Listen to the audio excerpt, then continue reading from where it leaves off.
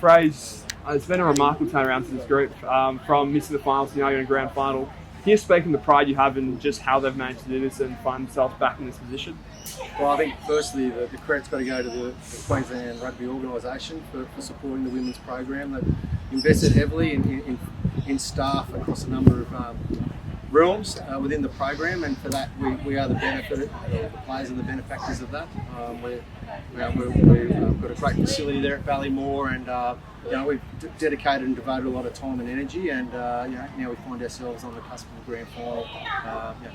It's pretty exciting.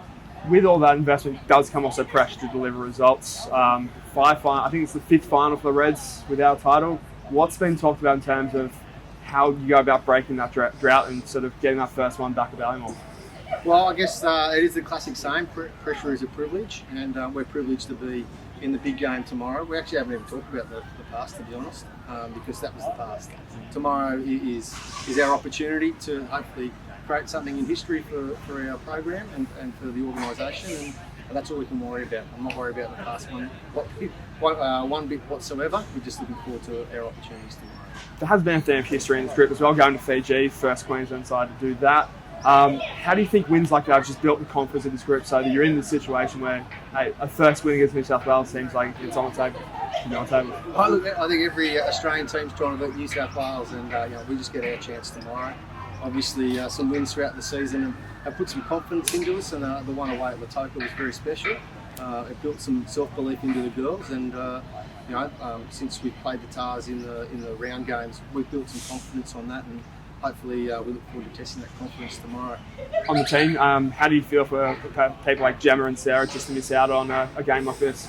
Look, it's a tragedy for players to be injured in a semi-final and to miss out on the final, but it tested our depth, and it's credit to what we've put into our squad over the last 6 months for the girls to step up, and Mariah and Zoe Hannah and will be fantastic. Zoe's been phenomenal the last 2 weeks, and we look forward to another standout performance from her. And throughout the season, you've had 7s girls come in and out, but one of those constants has been Charlotte. Obviously not experienced the 15s game, but having someone with her knowledge around rugby and her profile, how has that helped this team in terms of just, bringing maybe a bit more professionalism, a bit more sort of star quality out of it? Anytime you get world-class athletes in around your program, everyone's going to benefit from that. And I think having the 7s girls integrated into the 15s landscape has been well accepted by the organisations, and we're certainly strong benefactors of having the 7s girls in our program. Isabella, Carly, Tegan and Charlotte have been phenomenal for us, and hopefully tomorrow is a big stage that Charlotte's used to, and hopefully she can show what she does in those stages in other games she's playing. In terms of big stage as well, this game being on Fred Air as well, it's one of the first times you have a Super Rugby Women's game where and final on there. In a year like this where you've got World Cups, you've got some increased investment, what does it mean to have just sort of further exposure around this game to really show what the best that this country has to offer? Oh, it's fantastic. What an opportunity for the general public to watch some quality female athletes play in a high performance game, and it's an acknowledgement to the broadcasters to get behind a game like this, and hopefully it's a good contest, and people can walk away like they have for many games this year, saying how great women's rugby is. Perfect. That's all I have, Fraser. Thank you. Thanks. All the best. Thanks. And back on the stage in the grand final, it seems almost like the expectation for this Waratahs group, but how do you go about handling a stage like this in terms of a whole bunch of new people experiences for the first time? I think the messaging is let's get excited, let's have those nerves, but let's use them when we get on the field. Ultimately, it's another game of rugby, and we just want to go out and play the way we know we can with the Waratahs. It's always nice to get the captaincy, but maybe not in the fashion that you have. How do you feel for a player like Piper, who's had a wretched history of injuries at still such a young age?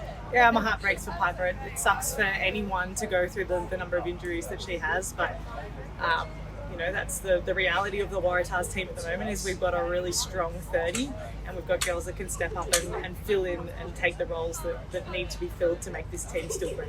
On that, Nicole and Ruby coming into the starting side, what different element do they add to this team? I don't actually think they offer that much different. Nicole's very similar to Lani in the way she plays the game, sister to sister. I think it's kind of a special opportunity for Nicole. Obviously not in the greatest of circumstances either, but Nicole's been so keen to have a crack at the forwards, and this is her opportunity. Obviously high stakes, but a really great opportunity. And Rubes is a ball playing, good, hard carrying, work rate number 8, and that's ultimately what Piper is as well. So I think we've got a really cool opportunity with some interchange in that space. Charlotte, I mean, already preparing for a grand final right now. Like, this has been almost like a dream return debut in 15s. How have you just sort of found this whole experience? Yeah, I've really enjoyed it so far. Obviously, I missed the first couple of games, but I've played, I think, from round 3 onwards, and I feel like every game I'm learning more and more and getting more comfortable. So, yeah, it's been a great experience so far. I've loved being a part of the group, and I just can't wait to play tomorrow. Obviously, finals give to its own hype, but Queensland, New South Wales, being able to pull on that Queensland jersey in enemy territory, what does that mean to you? Yeah, I obviously am a proud Queenslander. I love playing for Queensland and representing the state that I grew up in. But I think obviously the New South Wales girls have been, I guess, the top of the game for so long now, and we've been constantly trying to chase them. So I think it's going to be great just to be able to test ourselves against the best tomorrow and hopefully put on a good performance. That first game you played in 15s against New South Wales, what was that learning experience like in terms of the differences between 15s and 7s and just what intensity you've got to get to match it with the best in the comp? Yeah, I think obviously I came off the bench in the first game. I debuted against the Waratahs, and I think it's just looking for opportunities. The space is probably a little bit different. You have to go looking for it a little bit more than you do in 7s, and just the patience and just building those phases. So I think that's been the key so far. Perfect. Maya, another final. It almost seems like this is the expectation for the Waratahs. What do you think sort of is the difference in this team compared to past teams which have gone on and done the job? I think with our group this year, we've had a lot of strength in our depth. We've obviously seen a few key players leave the Waratahs lineup, but we've been able to fill those voids quite seamlessly, and I just think it's really impressive with the youth that we have coming through. So, yeah. I mean, that's perfectly on display with the changes that have been made this week. Nicole and Ruby in the back row, Caitlin in. These girls that are coming in, still 18, 19 years old, how they just added energy to a group which already has a lot of established warriors in it. I think obviously with the likes of Ruby coming into the lineup, you've seen that she came away with us to South Africa, which gives her some great experience under her belt, learning off players like Chance, Piper, Leilani, Nathan. Our back row is quite experienced, so to be able to mentor and guide these girls coming through just puts them in a great place for us. And Nicole, I've spent a lot of time in the back line, but now in the back row, what sort of different element can that add to this group? I think Nicole has a great running game, but obviously being a backer, she's going to be able to link up with us backs as well in that back row. Grew up playing a lot of footy with Nicole and her sister Lani, so it's quite a like-for-like replacement. They both carry hard and tackle hard, so she'll be awesome. Literally, like. In terms of Leilani being out as well, along with Piper, as a group, how do you get around them and just sort of see them through this process after just injuries at the worst possible time? I think obviously support them on their journeys, but we've got that next man up mentality, so those girls will be looking to funnel any information and advice through to those girls that are in playing this weekend and just helping put our team in the best position. Vani, back here in the final, an incredible turnaround, 12 months. How proud are you of this group and just what they've been able to achieve?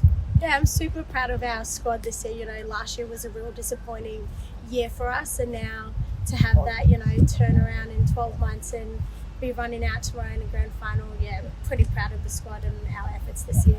When you're going through pre-season that start of the year, how much was the disappointment of last year, you think, just fueling the side, whether it was spoken about or not? I was definitely there, always in the back of your mind, especially, just for us older girls that have been there. It's pretty disappointing. Not the results we wanted, but now to be here and just big pre-season into the season, and now we get the chance to run out in a grand final tomorrow. Whilst Queensland haven't won a title, you do have girls in this team who have title-winning experience, Eva and Lane in particular, coming from the Waratahs days. How has their experience helped just add more quality to this team?